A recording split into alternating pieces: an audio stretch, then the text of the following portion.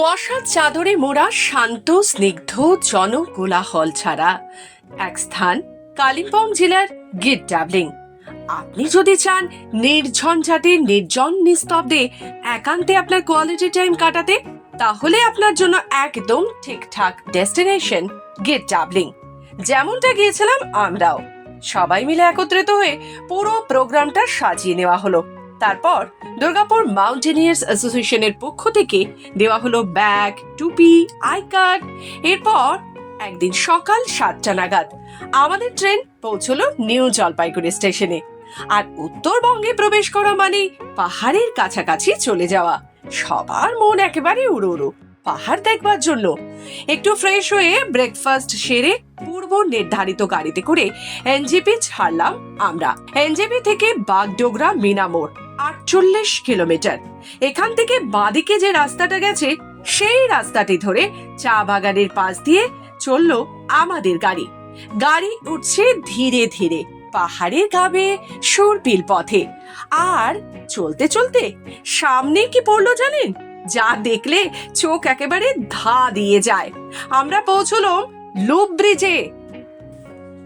লোলেগাঁও থেকে 19 কিলোমিটার পর এই দেউরালি মোড়। নেপালি ভাষায় এই দেউরালি, যার অর্থ হলো পথ ভাগ হওয়া। সামনে বাঁদিকে যে রাস্তাটি আছে সেটি বাগরাকোট থেকে আসছে 717 এ। ডান দিকে রাস্তাটি চলে যাচ্ছে কালিম্পং 33 কিলোমিটার। উল্টো দিকে যে রাস্তাটা সেটা যাচ্ছে NH 717 এ, চলে যাচ্ছে লাভা 17 কিলোমিটার। আরো যাচ্ছে ঋষি, রংলি, জুলুক, নাথাং হয়ে আলটিমেট পৌঁছেছে ডোরকালাম। ডান দিকে রাস্তা সোজা যাচ্ছে গির ডাবলিং 3 কিলোমিটার। অবশেষে দুপুরবেলা আমরা গিয়ে পৌঁছলাম সেখানে। কালিম্পং ডিস্ট্রিক্টের 5300 ফিট উচ্চতায় এই গির ডাবলিং মনোরম প্রাকৃতিক সৌন্দর্যে একেবারে ভরপুর। চারিদিকে শুধুই স্নিগ্ধতা, যেখানে বসে কাটিয়ে দেওয়া যায় ভোরবেলা অথবা সন্ধেবেলায় নিজের মতো করে। এসে সেরে ফেলা হলো খাওয়া দাওয়া।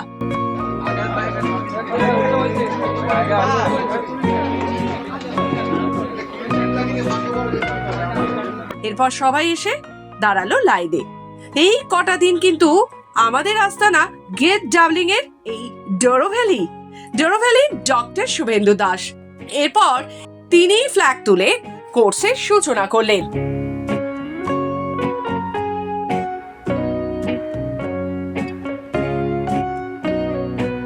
সবার কাছে ডক্টর শুভেন্দু দাস তার মূল্যবান বক্তব্য রাখলেন।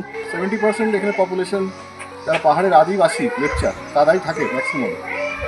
আর যেটা এখানের খুব অ্যাট্রাকটিভ ব্যাপার সেটা হচ্ছে যে এখানে বায়োডাইভার্সিটি প্রচন্ড। এরপর শুরু হলো রোপ ডিভিশনের পালা।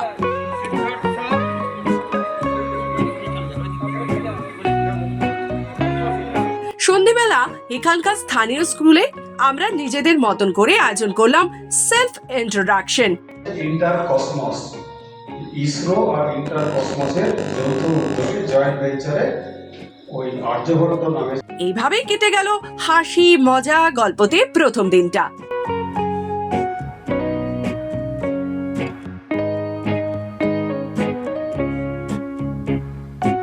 এবার দ্বিতীয় দিনের শুরু। ফ্ল্যাগ তুলে শুরু হলো কোর্সের।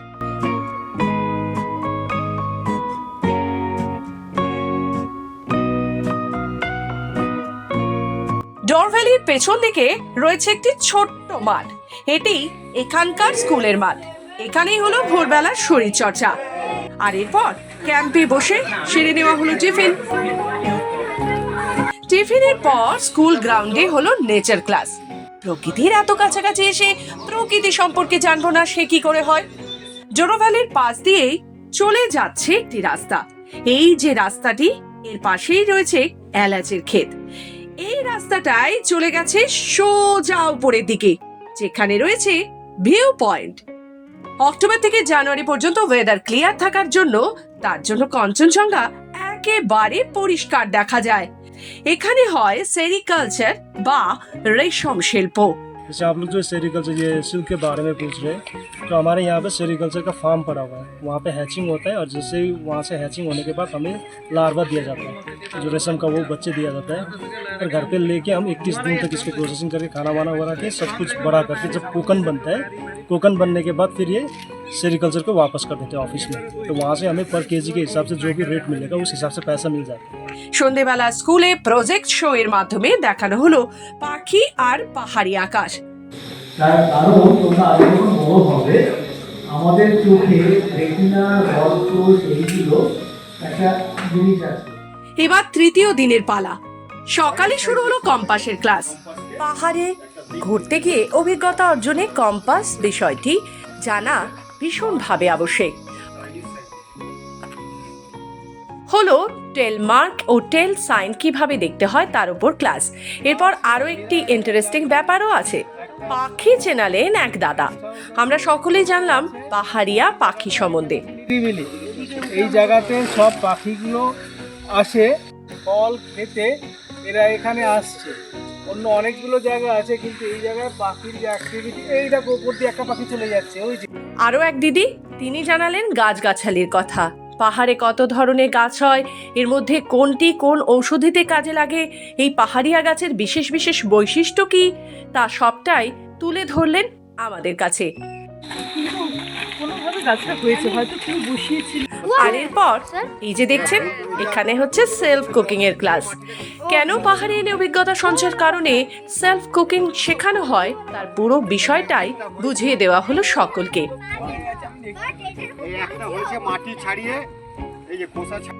এরপর ওই টেল মার্ক ও টেল সাইন দেখে আমরা চলে গেলাম নদীর পাড়ে। বয়ে চলেছে ছ্যামং খোলা নদী। নদী আপন গতিতে বয়ে চলেছে অবিরত। এই নদীর পাড়েই আজ আমাদের নতুন অভিজ্ঞতা সঞ্চারের জন্য হবে সেলফ কুকিং, অর্থাৎ নিজেরাই রান্না করে খাওয়া হবে এখানে। নিয়ম মেনে সবাই মজা করে রান্না করে খেলামও।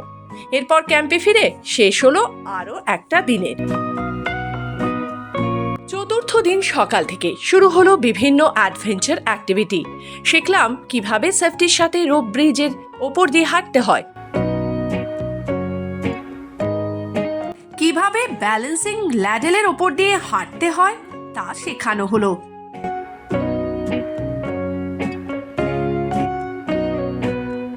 কিভাবে রোপ নেটের ওপর দিয়ে চলতে হয়। আবার সবটা শিখে মনে হলো পাহাড় সম্পর্কে অনেক কিছু জেনে গেছি। কিন্তু না, পাহাড় মানে গোটা একটা জগৎ, যা জানতে প্রচুর অভিজ্ঞতার প্রয়োজন। বিকেল 5টায় ক্যাম্পের ফ্ল্যাগ নামিয়ে শেষ হলো আরও একটা দিনের।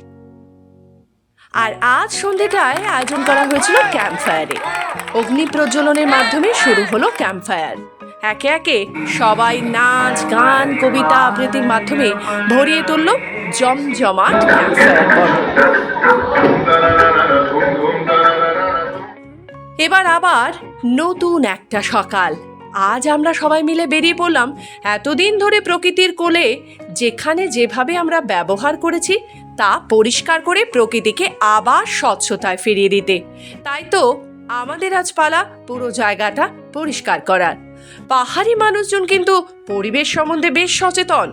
আমরাও সেইভাবে পুরো জায়গাটির পরিচ্ছন্নতায় ভরিয়ে ময়লাগুলো নির্দিষ্ট স্থানে এনে ফেলে দিলাম। আজ আকাশ বড়ই মেঘলা, চারিদিক ভরে উঠেছে কুয়াশায়।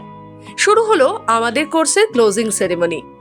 ক্যাম্পে স্টুডেন্টেরা, অভিভাবকেরা, পক্ষী প্রশিক্ষক মন্টুদা, উদ্ভিদ প্রশিক্ষক সুস্মিতা দি ও ডক্টর শুভেন্দু দাস ও নার্স ডরথি কাশ্যপ সবাই একে একে এই কদিনে কোর্সের অভিজ্ঞতার কথা জানালেন। ডোরো ভ্যালির পক্ষ থেকে সবাইকে উত্তরীয় পরিয়ে সম্মানিত করা হলো। এরপর ক্লাবের ফ্ল্যাগ নামিয়ে কোর্স কমান্ডেন্ট ক্লাবের ফ্ল্যাগটি তুলে দিলেন সেক্রেটারি হাতে। নিয়মের ধারা মেনে আনুষ্ঠানিকভাবে কোর্সের সমাপ্তি ঘোষণা হলো। এরপর কিছু স্মৃতি তৈরির পালা, যে স্মৃতি বাড়ি ফিরে রোমন্থন করা যাবে। আর তাই তো আমরা এবার কিছু গ্রুপ ফটো সেশন করে ফেললাম। পূর্ব নির্ধারিত গাড়ি যথারীতি টাইমে চলে এসেছে। সকলেরই এদিকে মন ভার। এই কটা দিনের মধ্যে কোথাও যেন একটা পরিবার তৈরি হয়ে গিয়েছিল, তাই তো এত মন খারাপ।